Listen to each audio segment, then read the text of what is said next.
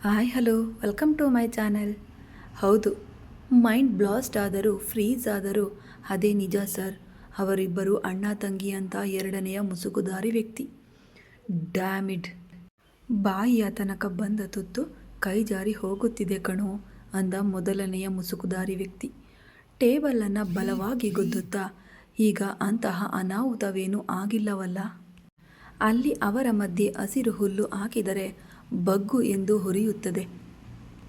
ಆ ಧನಂಜಯ್ಗೆ ಉಮಾ ನೆರಳೆಂದರೆ ಅಸಹ್ಯ ಅಂದ ಎರಡನೆಯ ವ್ಯಕ್ತಿ. Shut up. ರಕ್ತ ಸಂಬಂಧದ ಬಗ್ಗೆ ನಿನಗೇನೋ ಗೊತ್ತು? ಅದು ಯಾವಾಗಲೂ ಒಂದು ಕಡೆ ಖಂಡಿತವಾಗಿಯೂ ತನ್ನ ಬಣ್ಣ ತೋರಿಸುತ್ತದೆ. ಈ ಕೋಪ ತಾಪಗಳು ತಗ್ಗಿದ ದಿನ ಅವರ ಮಧ್ಯದ ದೂರ ಕಡಿಮೆಯಾಗುತ್ತದೆ. ಅದು ನಮಗೆ ಅಶ್ವಸ್ಥ ಶುಭ ಶಕುನವಲ್ಲ. ಅದು ರಾವಣ ಕಷ್ಟದಂತೆ ಯಾವಾಗಲೂ ಹಾಗೆಯೇ ಉರಿಯುತ್ತಿರಬೇಕು. ಆಗಲೇ ನಮ್ಮ ಕೆಲಸಗಳು ಯಾವುದೇ ಅಡೆತಡೆ ಇಲ್ಲದೆ ಸಾಗುತ್ತವೆ ಅಂದ ಮೊದಲನೆಯವನು. ಈಗ ಆ ಧನಂಜಯ್ ಸಪೋರ್ಟ್ ಇಲ್ಲದಿದ್ದರೆ ಏನಂತೆ? ನಾವು ಮಾಡಬೇಕೆಂದಿರುವುದನ್ನು ಮಾಡಲು ಸಾಧ್ಯವಿಲ್ಲವೇ ಎಂದು ಕೇಳಿದ ಎರಡನೆಯ ವ್ಯಕ್ತಿ. ಖಂಡಿತ ಮಾಡಲು ಸಾಧ್ಯವಿಲ್ಲ ಅಂದ ಮೊದಲನೆಯ ವ್ಯಕ್ತಿ. ಈಗ ಅವನು ಇದ್ದು ಮಾತ್ರ ಕಿತ್ತಿದ್ದೇನಿದೆ? ಮೊದಲಿನಿಂದಲೂ ಎಲ್ಲವನ್ನ ನಡೆಸಿಕೊಂಡು ಬಂದಿದ್ದು ನಾವೇ ಅಲ್ವಾ? ಫೋನಿನಲ್ಲಿ ಆರ್ಡರ್ ಹಾಕುವುದು, ನಮ್ಮನ್ನು 4 ಬೈಗುಳ ಬೈಯುವುದು ಬಿಟ್ಟು ಅವರು ಮಾಡಿದ್ದೇನಿದೆ ಅಂದ ಎರಡನೆಯ ವ್ಯಕ್ತಿ. ಯು ಈಡಿಯಟ್, ಮತ್ತೆ ನಿನ್ನ ತಿಳುವಳಿಕೆ ಇಲ್ಲದ ಬುದ್ಧಿ ತೋರಿಸಿದೆ ಅಲ್ವಾ? ಆ ಧನಂಜಯ್ ಇಲ್ಲದಿದ್ದರೆ 7 ವರ್ಷಗಳ ಹಿಂದೆ ನೀನು ಮಾಡಿದ ತಪ್ಪುಗಳಿಗೆ ಈ ಹೊತ್ತಿಗೆ ನೀನು ನೇಣುಗಂಬ ಹೇರ್ತಿದ್ದೆ. ನಾನು ಜೀವನ ಪೂರ್ತಿ ಜೈಲಿನಲ್ಲಿ ಕಲ್ಲು ಹೊಡೆಯುತ್ತಾ ಇರ್ತಿದ್ದೆ. ಆ ಅಶೋಕ್ನನ್ನು ಬೆದರಿಸಿ ಪೇಪರ್ಸ್ ತರಲು ಕಳುಹಿಸಿದರೆ ನೀನು ಸೃಷ್ಟಿಸಿದ ರಣರಂಗ ಆಗಲೇ ಮರೆತು ಬಿಟ್ಟೆಯಾ? ಅವನಷ್ಟೇ ತನ್ನ ಪವರ್ ಉಪಯೋಗಿಸಿ ಹಣವನ್ನು ನೀರಿನಂತೆ ಹರಿಸಿ ಎಲ್ಲಿಯೋ ಅಲ್ಲಿ ಹೂತು ಹಾಕದಿದ್ದರೆ ಹೇಳಿದ್ನಲ್ಲ ಏನಾಗ್ತಿತ್ತು ಎಂದು ಅನ್ನುತ್ತಾ ಅವನ ಕಡೆಗೆ ನೋಡಿ. ಧನಂಜಯ್ ಒಂದು ಶಕ್ತಿ. ಆ ಕಿರಣ್ಣನ ಬಗ್ಗಿಸಲು ಬ್ರಹ್ಮಾಸ್ತ್ರದಂತಹ ಶಕ್ತಿಶಾಲಿ ಆಯುಧ. ಈಗ ಈ ಉಮಾ ಕಾರಣದಿಂದ ಆ ಆಯುಧ ಕೈಜಾರಿ ಹೋದರೆ ಇನ್ನು ಆ ಕಿರಣ್ನ ಒಂದು ಕೂದಲನ್ನು ನಾವು ಕೀಳಲು ಸಾಧ್ಯವಿಲ್ಲ ಅಂದ ಮೊದಲನೆಯ ವ್ಯಕ್ತಿ. ಅಂದರೆ ಈಗ ಆ ಧನಂಜಯ್ ಇಲ್ಲದಿದ್ದರೆ ನಾವು ವೇಸ್ಟ್ ಫೆಲೋಸ್ ಎಂದೇನಾ ನಿಮ್ಮ ಉದ್ದೇಶ ಅಂದ ಎರಡನೆಯ ವ್ಯಕ್ತಿ. ಸರಿ, ಸುಮಾರು ಅದೇ ಅರ್ಥ ಅಂದುಕೋ. ಆದರೂ ಈ ಉಮಾ ಮತ್ತು ಕಿರಣ್ ಮಧ್ಯೆ ಅಂತಹ ಬೇರ್ಪಡಿಸಲಾಗದ ಸಂಬಂಧವೇನಿದೆ? ಉಮಾ ಒಬ್ಬಳೇ ಅಲ್ಲ, ಆ ಹರ್ಷ ಕೂಡ ಅಷ್ಟೇ. ಕಿರಣ್ ಛೀ ಅಂದರೂ ತೂ ಅಂದರೂ ಕೊಡವಿಕೊಂಡು ಹೋಗ್ತಾ ಇರ್ತಾನೆ. ಮತ್ತೆ ಅವನಿಗಾಗಿಯೇ ಹಂಬಲಿಸುತ್ತಿರ್ತಾನೆ. ಯಾಕೆ ಅಂದ ಮೊದಲನೆಯ ವ್ಯಕ್ತಿ. ಅದು ಚಿಕ್ಕಂದಿನಿಂದಲೂ ಇರುವುದೇ ಅಲ್ವಾ? ಅದೇನು ಇವತ್ತೇ ಶುರುವಾದ ಹಾಗೆ ಅಷ್ಟೊಂದು ಆಶ್ಚರ್ಯವೇಕೆ ಅಂದ ಎರಡನೆಯ ವ್ಯಕ್ತಿ. ಅದನ್ನೇ ಅಲ್ವಾ ನಾನು ಅನ್ನುತ್ತಿರುವುದು. 27 ವರ್ಷಗಳಿಂದ ಕಿಂಚಿತ್ತು ಅಲುಗಾಡದಂತೆ ಅಷ್ಟು ಬಲವಾಗಿ ಬೇರೂರಿರುವ ಸಂಬಂಧವಿದು. ಫ್ರೆಂಡ್ಶಿಪ್ಗೆ ಅಷ್ಟು ಬಲವಿದೆಯೇ ಎಂದು ಕೇಳಿದ ಮೊದಲನೆಯ ವ್ಯಕ್ತಿ. ಏನೋ ಯಾರಿಗೆ ಗೊತ್ತು. ನಮಗೆ ತಿಳಿಯದ ವಿಷಯಗಳ ಬಗ್ಗೆ ಈಗ ಚರ್ಚೆ ಯಾಕೆ ಬಿಡಿ. ನೆಕ್ಸ್ಟ್ ಏನು ಮಾಡಬೇಕು ಅದನ್ನು ಹೇಳಿ ಅಂದ ಎರಡನೆಯ ವ್ಯಕ್ತಿ. ಇರು, ಅವಸರಪಟ್ಟು ಯಾವುದೋ ಒಂದು ಮಾಡಬೇಡ.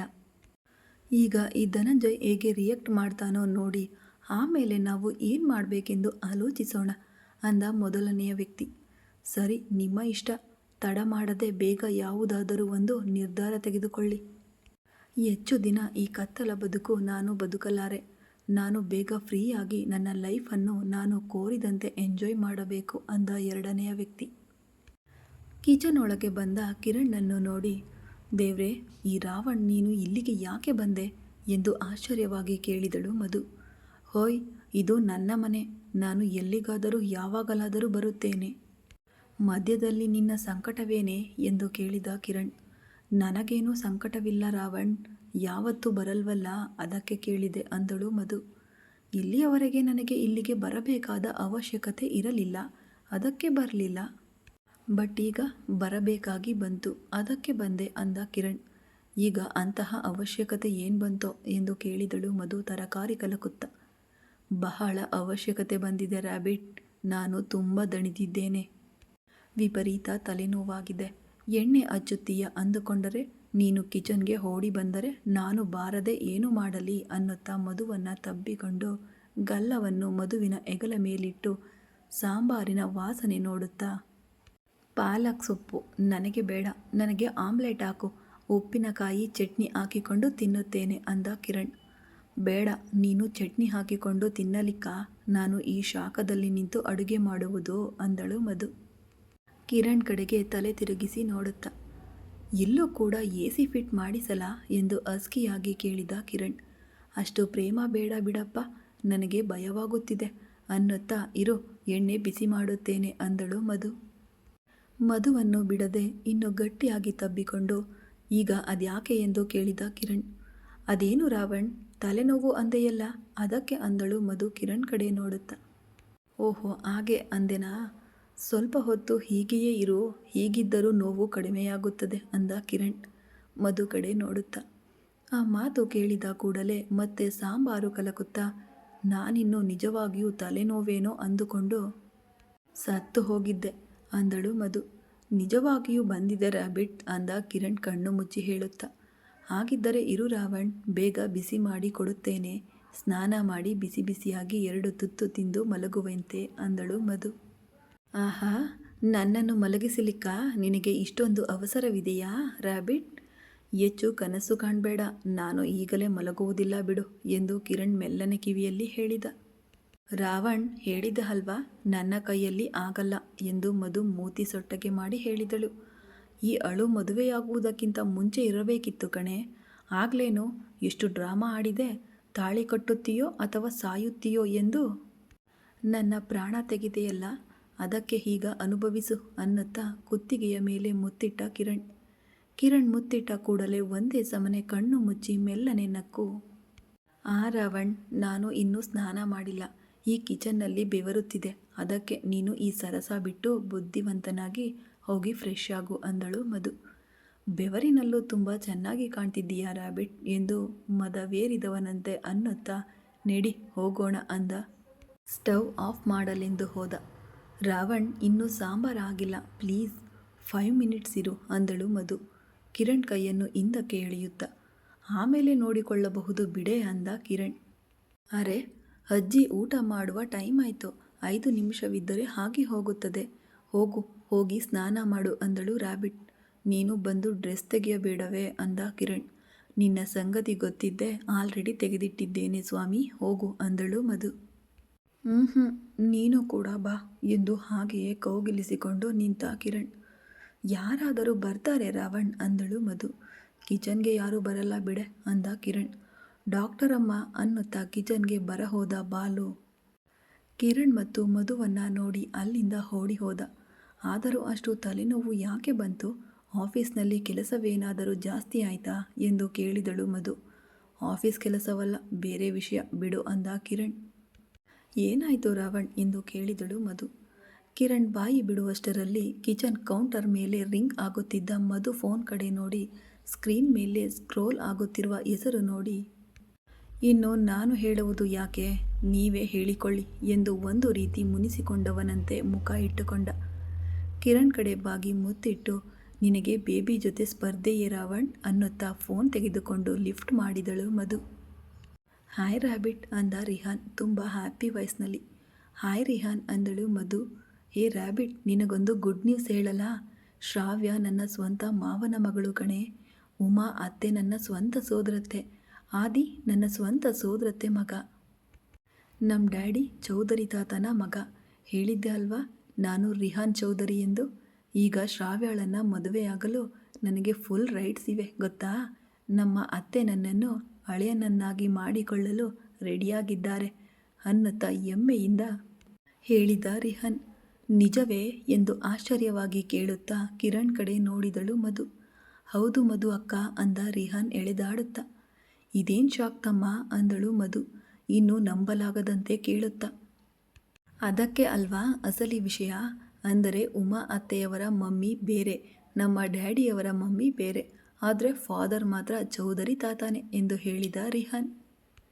ಅದನ್ನು ಕೇಳಿ ಕಣ್ಣುಗುಡ್ಡೆ ಮೇಲೆ ಮಾಡಿ ಮೆಲ್ಲನೆ ಚೇತರಿಸಿಕೊಂಡು, ಇನ್ನೇನು ಬೇಬಿ, ಇನ್ನು ಅಬ್ಬರಿಸು, ನಿನಗೆ ತಡೆ ಏನಿದೆ ಎಂದು ಹೇಳಿ, ರಿಹಾನ್ ಸ್ವಲ್ಪ ಇರು, ನನಗೆ ತಲೆ ಸುತ್ತುತ್ತಿದೆ, ನಾನು ಮತ್ತೆ ಆಮೇಲೆ ಮಾಡುತ್ತೇನೆ ಎಂದು ಫೋನ್ ಇಟ್ಟುಬಿಟ್ಟು ಕಿರಣ್ ಕಡೆ ನೋಡಿ, ಇದಕ್ಕಾ ನಿನಗೆ ತಲೆನೋವು ಬಂದಿದ್ದು ಎಂದು ಕೇಳಿದಳು ಮಧು. ಕಿರಣ್ ಏನು ಮಾತನಾಡದಿದ್ದಾಗ, ಅತ್ತೆ ಏನೆನ್ನುತ್ತಿದ್ದಾರೆ ಎಂದು ಕೇಳಿದಳು ಮಧು. ಏನೆನ್ನುತ್ತಿದ್ದಾರೆ? ನಮ್ಮ ಅಣ್ಣ ಅಣ್ಣ ಎನ್ನುತ್ತಾ ತುಂಬ ಎಕ್ಸೈಟ್ ಆಗಿ ಬೀಗುತ್ತಿದ್ದಾರೆ. ಅವರು ಮಾತ್ರ ಬೆಂಕಿ ಕಾಯುತ್ತಿದ್ದಾರೆ ಅಂದ ಕಿರಣ್. ಹೌದಾ, ಮತ್ತೆ ತಾತನಿಗೆ ಗೊತ್ತಾ ಧನಂಜಯ್ ತನ್ನ ಮಗನೆಂದು ಎಂದು ಕೇಳಿದಳು ಮಧು. ನಮ್ಮ ಜೊತೆಯೇ ಗೊತ್ತಾಗಿದ್ದು. ಅವರು ಕೂಡ ಶಾಕ್ನಲ್ಲೇ ಇದ್ದಾರೆ ಎಂದು ಹೇಳಿದ ಕಿರಣ್. ಮತ್ತೆ ಈಗ ಏನೆನ್ನುತ್ತಿದ್ದಾರೆ ರಾವಣ್ ಎಂದು ಕನ್ಫ್ಯೂಸ್ ಆಗಿ ಕೇಳಿದಳು ಮಧು. ಸದ್ಯಕ್ಕೆ ತಾತನನ್ನು ಅಲ್ಲೇ ಬಿಟ್ಟು ನಾವು ಬಂದಿದ್ದೇವೆ, ಇನ್ನು ಏನೂ ಮಾತನಾಡಿಕೊಂಡಿಲ್ಲ ಅಂದ ಕಿರಣ್. ಹಬ್ಬ, ಏನೋ ಈ ಪ್ರಾಬ್ಲಮ್ಸ್. ನೀನೆಂದರೆ ಈ ಪ್ರಾಬ್ಲಮ್ಸ್ಗೆ ನನಗಿಂತ ಹೆಚ್ಚು ಪ್ರೇಮ ಅಲ್ವಾ ರಾವಣ್? ಯಾವಾಗಲೂ ನಿನ್ನನ್ನು ಹಗ್ ಮಾಡಿಕೊಂಡೇ ಇರುತ್ತವೆ ಅಂದಳು ಮಧು. ಅದಕ್ಕೆ ರ್ಯಾಬಿಟ್, ಅವುಗಳಿಗೆ ಗ್ಯಾಪ್ ಇಲ್ಲದಂತೆ ಆ ಹಗ್ ಏನೋ ನೀನೇ ಕೊಡಬಾರದೆ ರ್ಯಾಬಿಟ್ ಅನ್ನುತ್ತಾ ಮಧುವನ್ನು ಗಟ್ಟಿಯಾಗಿ ಅಪ್ಪಿಕೊಂಡ ಕಿರಣ್. ಸ್ಟವ್ ಆಫ್ ಮಾಡಿ. ಇದು ನಮ್ಮ ಬೆಡ್ರೂಮ್ ಅಲ್ಲ ಬಂಗಾರ, ಕಿಚನ್. ಆ ವಿಷಯ ಮರೆತರೆ ಹೇಗೆ? ನಡಿ ಅನ್ನುತ್ತಾ ಕಿರಣ್ ಕಡೆ ನೋಡಿದಳು ಮಧು. ನಡಿ ಅನ್ನುತ್ತಾ ಮಧು ನಡುವಿನ ಮೇಲೆ ಕೈ ಹಾಕಿ ಮುಂದಕ್ಕೆ ನಡೆದ ಕಿರಣ್. ಆಫೀಸ್ನಿಂದ ಮನೆಗೆ ಹೋಗಿ ಉಮಾ ಉಮಾ ಎಂದು ಕೂಗಾಡಿದ ಹರ್ಷ. ಹಬ್ಬ, ಏನು ಹರ್ಷ ಆ ಕಿರುಚಾಟ? ಕಿವಿ ತೂತು ಬೀಳುವಂತಿದೆ. ಯಾರಾದರೂ ಕೇಳಿದರೆ ನನಗೇನೋ ಆಗಿದೆ ಅಂದುಕೊಳ್ತಾರೆ ಅಂದಳು ಉಮಾ ಮೇಲಿಂದ ಕೆಳಕ್ಕೆ ಬರುತ್ತಾ. ನಾನು ಹೇಳುವುದು ಕೇಳಿದರೆ ನಿನಗೆ ನಿಜವಾಗಿಯೂ ಏನೋ ಒಂದು ಆಗುತ್ತದೆ. ಅದಕ್ಕೆ ನಾನು ಹೇಳುವುದು ಕೇಳಿ ಸುಮ್ಮನೆ ಎಮೋಷನಲ್ ಆಗಬೇಡ. ಮತ್ತೆ ನಿನಗೇನಾದರೂ ಆದರೆ ನಾನು ಬದುಕಲಾರೆ ಅಂದ ಹರ್ಷ. ಹಬ್ಬ, ಈ ಸುದ್ದಿ ನಿಲ್ಲಿಸಿ ಮೊದಲು ವಿಷಯ ಏನೆಂದು ಹೇಳಿ ಎಂದು ಕೇಳಿದಳು. ಈ ದಿನ ನನಗೆ ಯಾರು ಫೋನ್ ಮಾಡಿದ್ದರು ಗೊತ್ತಾ ಎಂದು ಸಂತೋಷದಿಂದ ಕೇಳಿದ ಹರ್ಷ.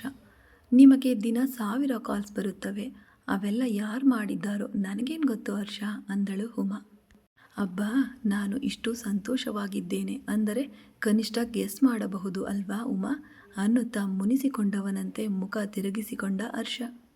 ಹರ್ಷ ಹಾಗೆ ಮುನಿಸಿಕೊಂಡಿದ್ದನ್ನು ನೋಡಿದ ಕೂಡಲೇ ಉಮಾಗೆ ಕಿರಣ್ ನೆನಪಾದ. ಮುನಿಸಿಕೊಂಡಾಗ ಕಿರಣ್ ಕೂಡ ಹಾಗೆಯೇ ಮೂತಿ ಮುರಿದುಕೊಳ್ಳುವುದು ನೆನಪಿಗೆ ಬಂದು ಮೂಸಿ ಮುಸಿ ನಗುತ್ತಾ, ಓ, ಅವನಿಗೆ ಈ ಮುನಿಸು ನಿನ್ನ ಹತ್ತಿರದಿಂದಲೇ ಬಂದಿದೆಯಾ ಎಂದು ಕೇಳಿದಳು. ಯಾರಿಗೆ? ಆದರೂ ನಾನೇನು ಮುನಿಸಿಕೊಂಡಿಲ್ವಲ್ಲ ಎಂದ ಹರ್ಷ. ಹಾಂ, ಕಾಣಿಸುತ್ತಿದೆ ಬಿಡಿ, ಏನು ಮಾಡ್ತಿದ್ದೀರೋ ಎಂದು. ಯಾರಿಗೆ ಅಂತ ಕೇಳ್ತಿರಲ್ಲ, ನಿಮ್ಮ ಮಗನಿಗೆ.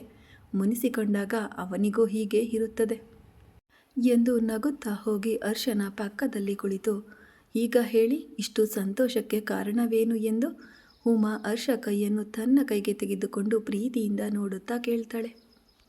ಉಮಾ ಅಷ್ಟು ಆತ್ಮೀಯತೆ ಎಫೆಕ್ಷನ್ ತೋರಿಸಿದ ಕೂಡಲೇ ಹರ್ಷ ಮತ್ತೆ ನಾರ್ಮಲ್ ಆಗಿಬಿಟ್ಟು, ಈ ಸಂತೋಷಕ್ಕೆ ಕಾರಣ ಕೂಡ ಅವನೇ ಉಮಾ ಎಂದನು ಖುಷಿಯಿಂದ ನಗುತ್ತಾ.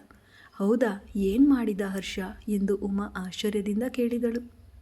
ಇವತ್ತು ನನಗೆ ಫೋನ್ ಮಾಡಿದ ಎಂದು ತುಂಬ ಹ್ಯಾಪಿಯಾಗಿ ಹೇಳಿದ ಹರ್ಷ. ನಿಜವಾ ಎಂದು ಕಣ್ಣು ಅರಳಿಸಿ ಕೇಳಿದಳು ಉಮಾ. ನಿಜ ಉಮಾ, ಮೊದಲು ನಾನು ನಂಬಲಿಲ್ಲ, ಆದರೆ ಇದು ನಿಜ. ಅವನು ನನಗೆ ಫೋನ್ ಮಾಡಿದ, ನನ್ನ ಜೊತೆ ಮಾತನಾಡಿದ ಎಂದು ಹರ್ಷ ಹೇಳಿದ. ಆ ಮಾತುಗಳನ್ನು ಕೇಳಿದ ಕೂಡಲೇ ಧನಂಜಯ್ ಮಾತುಗಳು ಕಿರಣ್ಗೆ ತಗುಲುವೆ ಎಂದು ಅರ್ಥವಾಗಿ, ಥ್ಯಾಂಕ್ಸ್ ಅಣ್ಣಯ್ಯ, ನಿನಗೆ ತಿಳಿಯದೆಯೇ ನೀನು ನನಗೆ ಎಷ್ಟು ಸಹಾಯ ಮಾಡ್ತಿದ್ದೀಯೋ ನಿನಗೆ ಗೊತ್ತಿಲ್ಲ. 7 ವರ್ಷಗಳಿಂದ ದೂರವಿರುತ್ತಿದ್ದ ನನ್ನ ಮಗನನ್ನು ಮತ್ತು ಗಂಡನನ್ನು ಹತ್ತಿರ ಮಾಡಿದೆ, ಸಾಕು.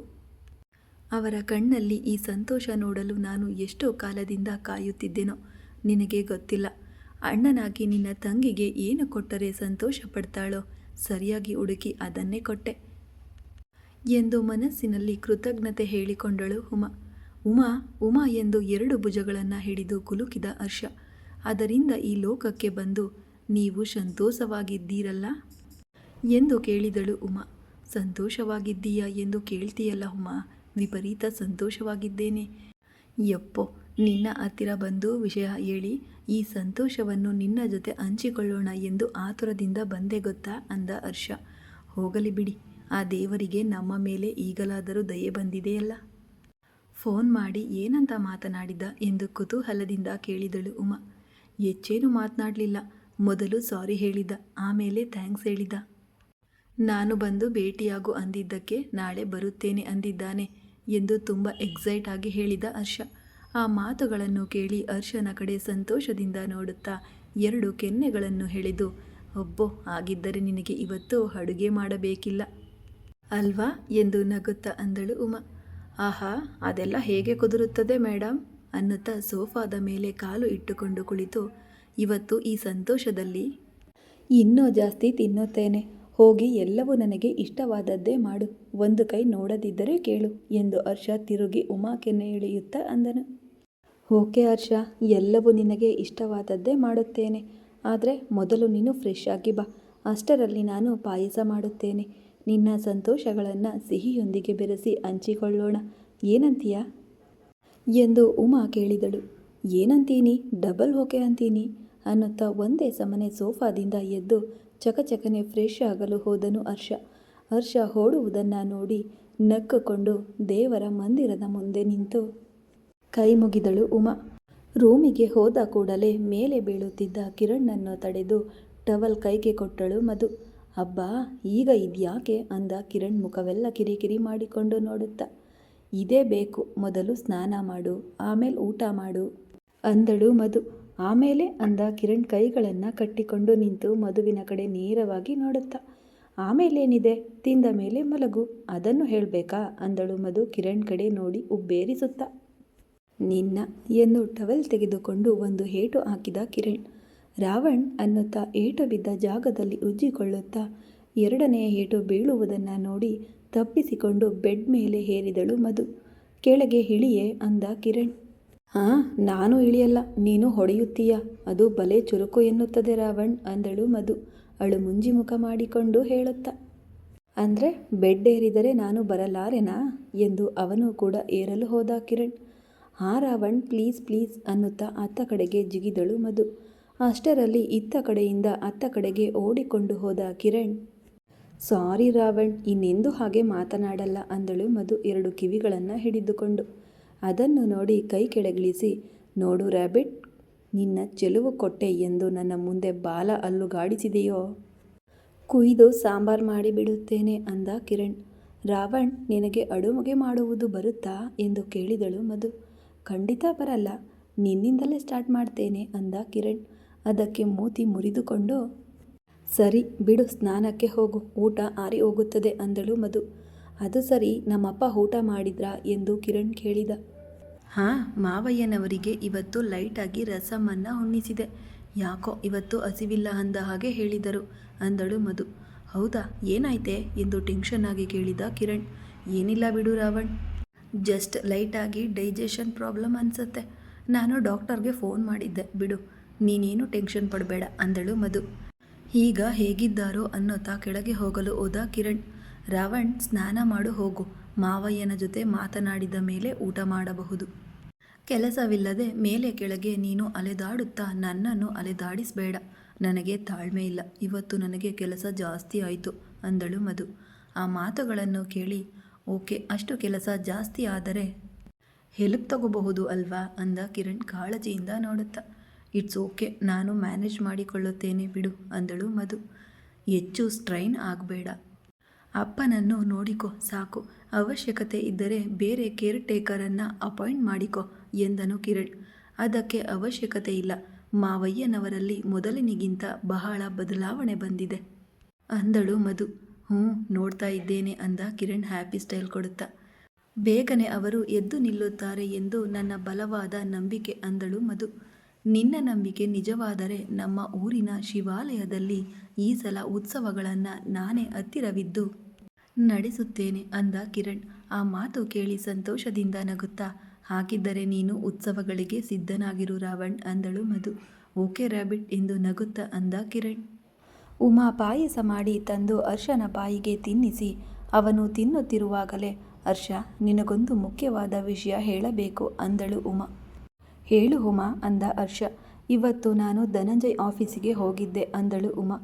ತಿನ್ನುವಂತಿದ್ದವನಿಗೆ ಟಕ್ಕನೆ ತಲೆ ಎತ್ತಿ ನೋಡಿ, ವಾಟ್, ನೀನು ಅಲ್ಲಿಗೆ ಯಾಕೆ ಹೋದೆ ಎಂದು ಹರ್ಷ ಕೇಳಿದ.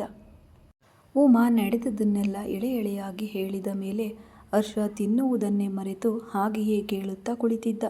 ಧನಂಜಯ್ ಯಾರೋ ಅಲ್ಲ ಹರ್ಷ, ನಮ್ಮ ಅಣ್ಣಯ್ಯ ಧನಂಜಯ್ ಚೌಧರಿ ಅಂದಳು ಉಮಾ. ಈಗ ನಿಮ್ಮಪ್ಪ ಏನೆನ್ನುತ್ತಿದ್ದಾರೆ ಉಮಾ ಎಂದು ಆಶ್ಚರ್ಯದಿಂದ ಕೇಳುವುದಲ್ಲದೆ ಉಮಾಗೆ ಹಾಗೆ ಅಂದಿದ್ದಕ್ಕೆ ತುಂಬ ಸೀರಿಯಸ್ ಕೂಡ ಆದನು ಹರ್ಷ.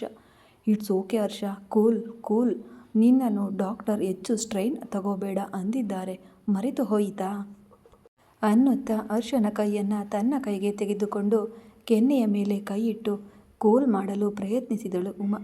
ಈಗ ನನ್ನ ಆರೋಗ್ಯಕ್ಕೆ ಬಂದ ಪ್ರಾಬ್ಲಮ್ ಏನೂ ಇಲ್ಲ ಬಿಡು.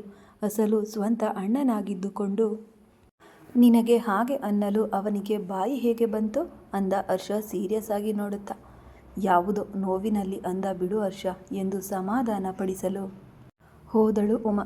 ಸುಮ್ಮನಿರು ಉಮಾ, ಎಷ್ಟೇ ಆದರೂ ನಿನ್ನ ಅಣ್ಣಯ್ಯ ಎಂದು ತಿಳಿದಿದ್ದರೂ ಸುಮ್ಮನೆ ಹಾಗೆ ಬೆಂಬಲಿಸಬೇಡ. ಅವನಿಗೆ ನಿನಗೆ ನನ್ನ ಮಗಳಿಗೆ ಅಷ್ಟೆಲ್ಲ ಮಾತುಗಳನ್ನು ಆಡುವ ರೈಟ್ಸ್ ಕೊಟ್ಟವರ್ಯಾರು ಎಂದು ಕೇಳಿದ ಹರ್ಷ. ಅವನು ಹಾಗೆ ಅಂದದ್ದು ತುಂಬ ತಪ್ಪು ಹರ್ಷ, ನಾನು ಒಪ್ಪಿಕೊಳ್ಳುತ್ತಿದ್ದೇನೆ.